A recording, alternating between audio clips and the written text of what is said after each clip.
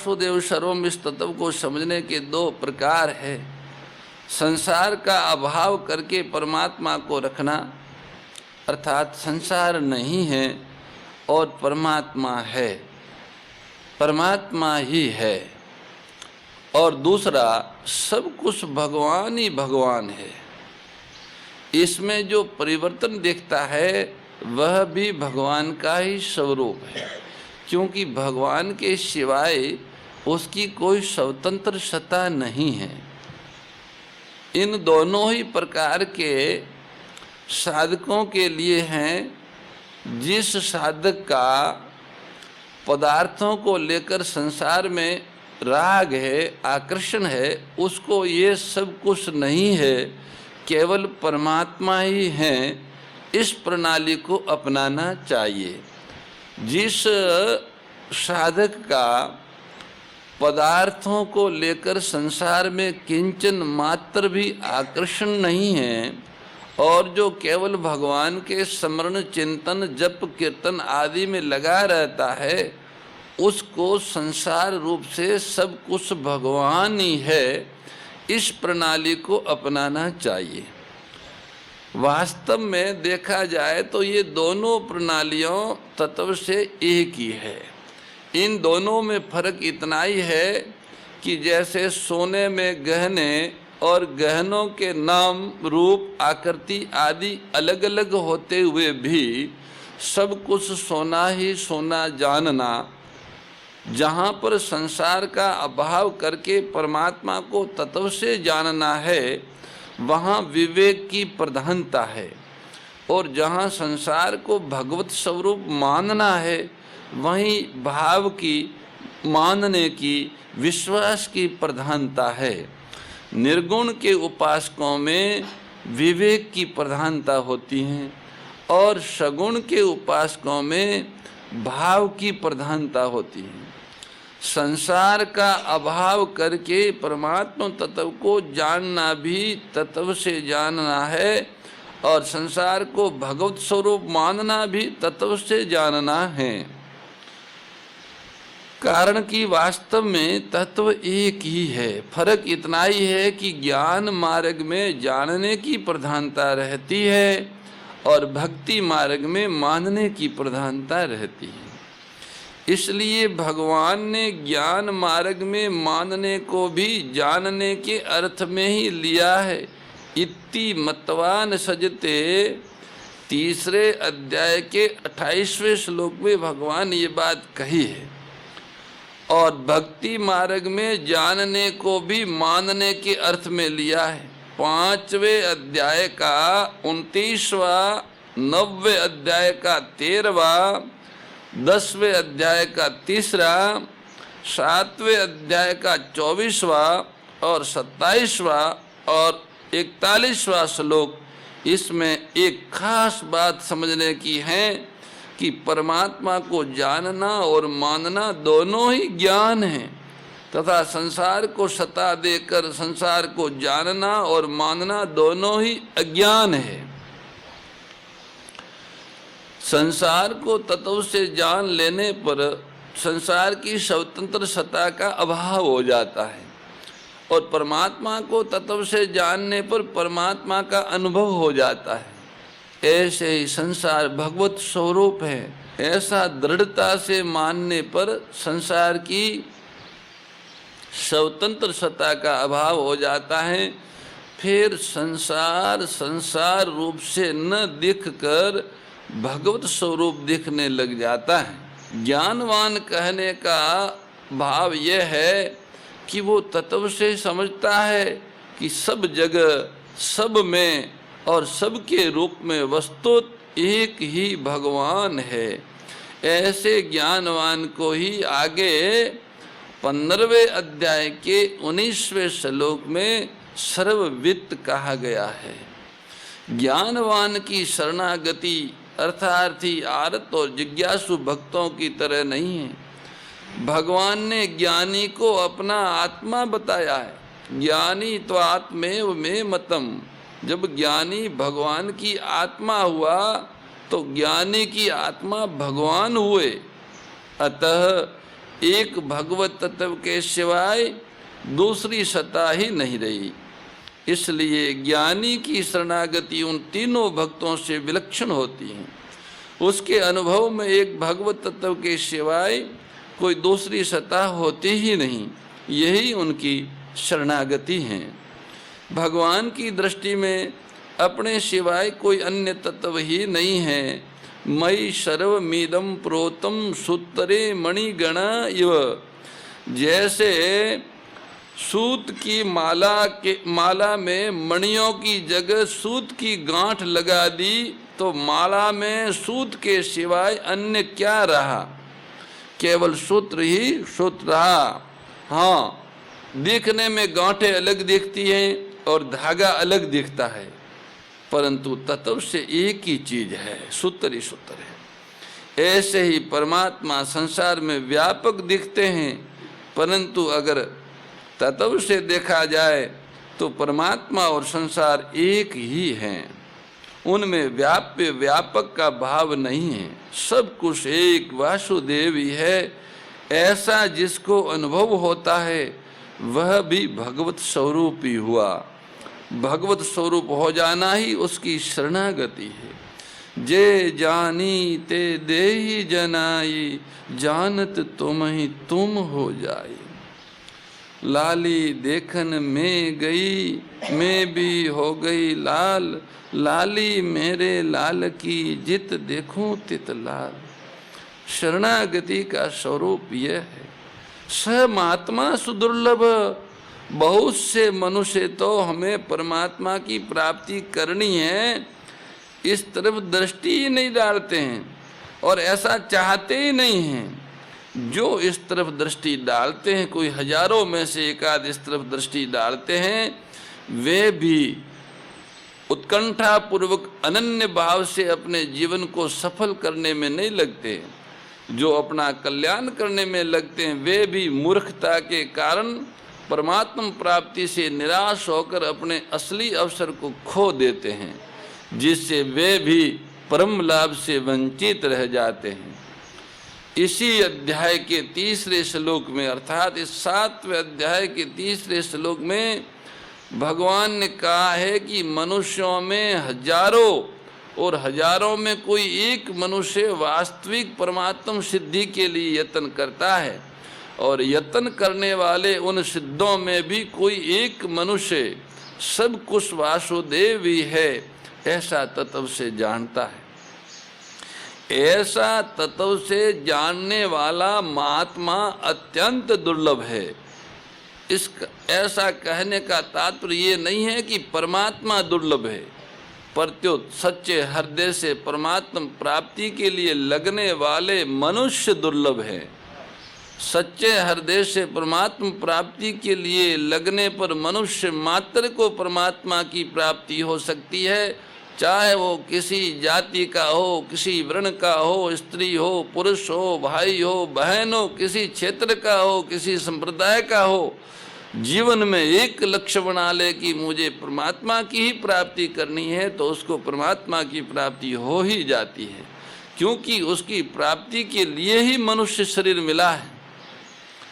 संसार में सब के सब मनुष्य धनी नहीं हो सकते, संसार के सब मनुष्य सम्राट नहीं हो सकते।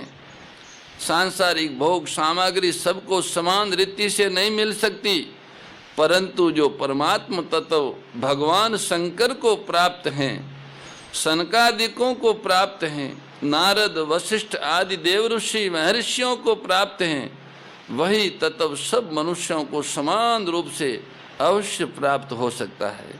इसलिए मनुष्य को ऐसा दुर्लभ अवसर कभी नहीं खोना चाहिए।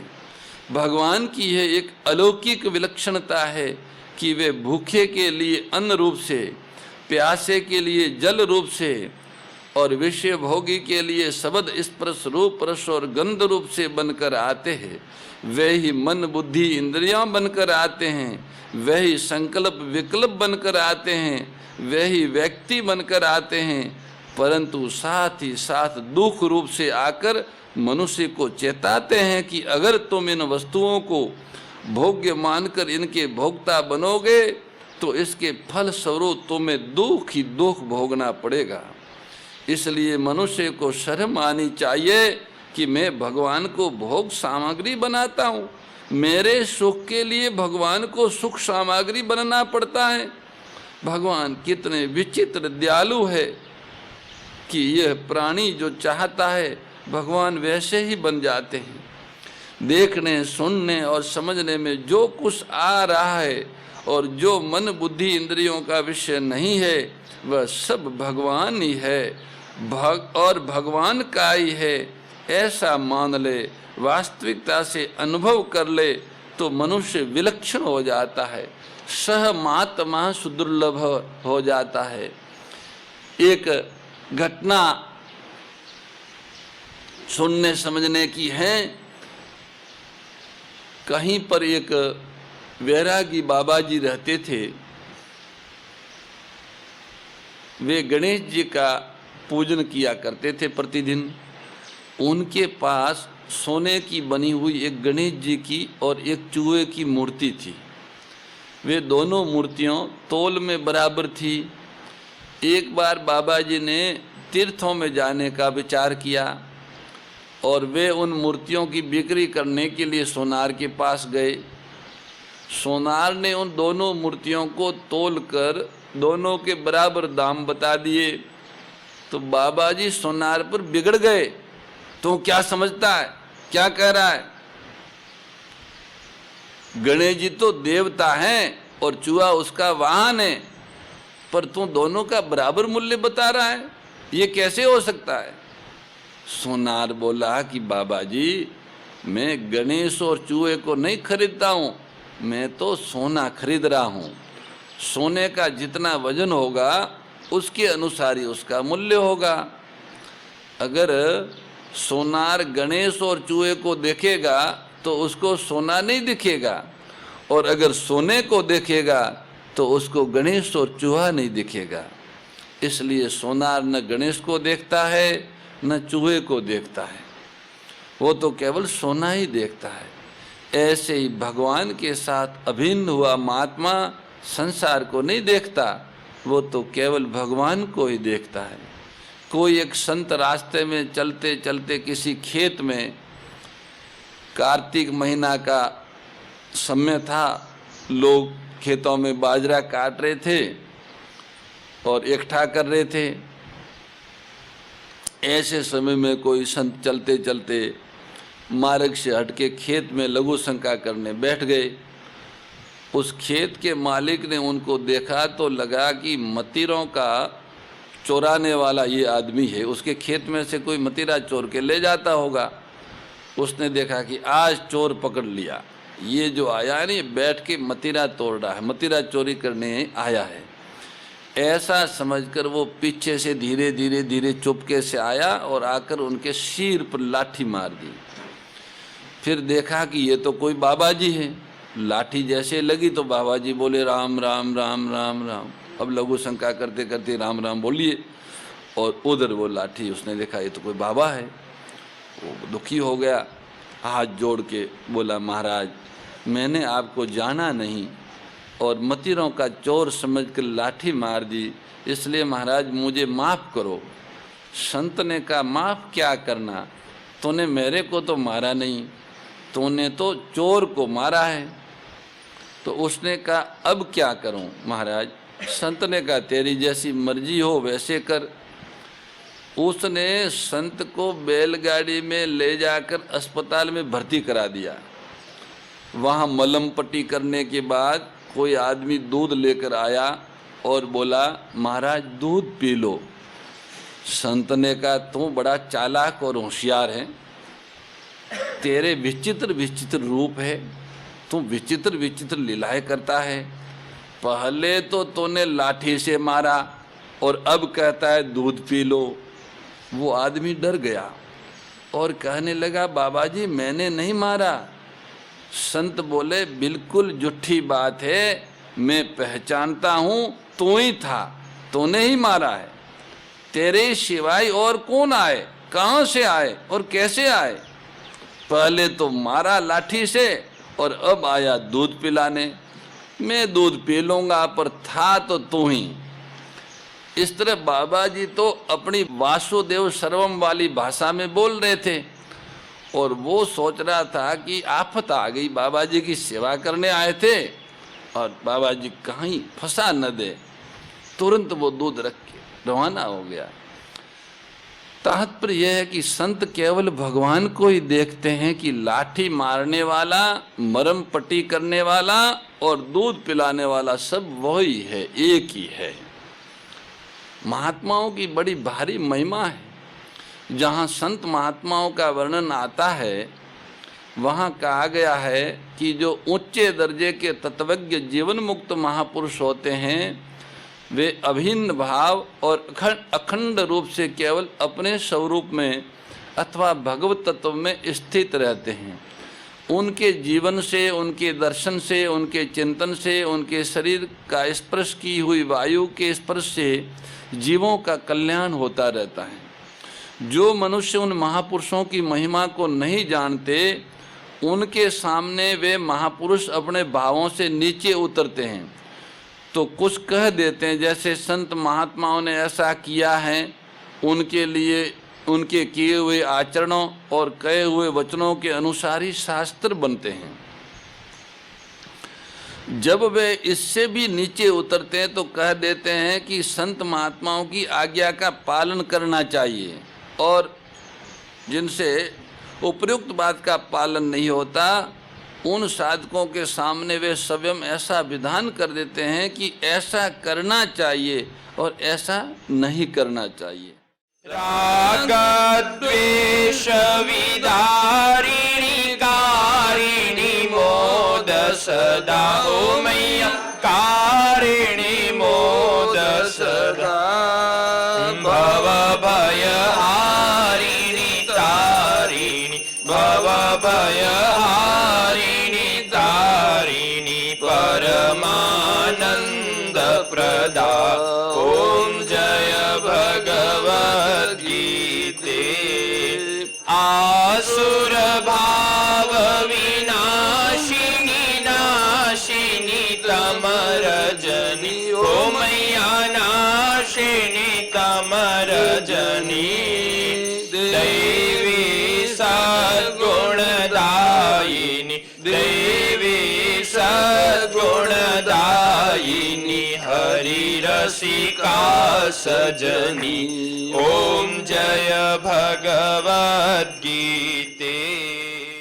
परम श्रद्धेय गौरीशी स्वामी श्री दत्त शरणानंद जी महाराज की प्रेरणा व मार्गदर्शन में विश्व के सबसे बड़े गौ सेवा संस्थान श्री गोधाम महातीर्थ पथमेड़ा द्वारा संरक्षित लाखों बीमार, विकलांग, वृद्ध एवं अशक्त गोवंश वेद लक्षणा गोमाता की सेवा के साथ साथ भारतीय गोवंश का संरक्षण, संपोषण, संवर्धन एवं उनसे प्राप्त पंचगव्यों का परिष्करण व विनियोग करना, घर घर गोपालन, गो अभ्यारण्य, घास चारा उत्पादन हेतु गोचर भूमि का विकास, गोपालन लोक संस्कृति के पुनर्जागरण हेतु वेद लक्षणा गो महिमा का प्रचार प्रसार करना तथा गोपालक किसानों के स्वावलंबन हेतु गो कृषि अन्न एवं गो दुग्धान का गुणवत्ता युक्त बाजार तैयार करना श्री गोधाम महातीर्थ का पावन उद्देश्य है। आप सभी दानदाता श्री गोधाम महातीर्थ पथमेड़ा द्वारा संचालित गो सेवा महाअभियान में बढ़ चढ़कर सहयोग कर लाखों बीमार, विकलांग, वृद्ध एवं अशक्त गोवंश के गोग्रास सेवा हेतु श्री गोधाम महातीर्थ पथमेड़ा लोक पुण्यार्थ न्यास के बैंक ऑफ बड़ौदा खाता संख्या 084901000238827 IFSC कोड BARB 0 ASHRAM शाखा आश्रम रोड अहमदाबाद में गोग्रास सेवा निमित्त जमा कर सकते हैं। अधिक जानकारी के लिए संपर्क करें 7742093179 7665059999 7073000151।